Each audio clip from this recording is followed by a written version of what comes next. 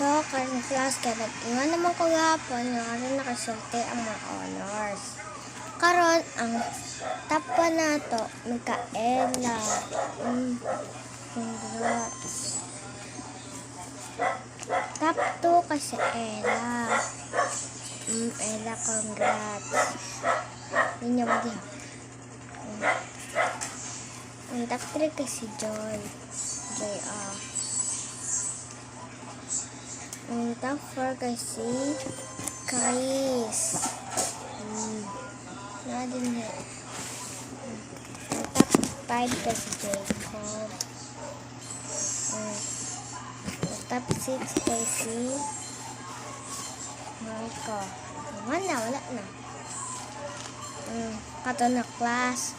Kato ang mga honors karon. Congrats sa inyo.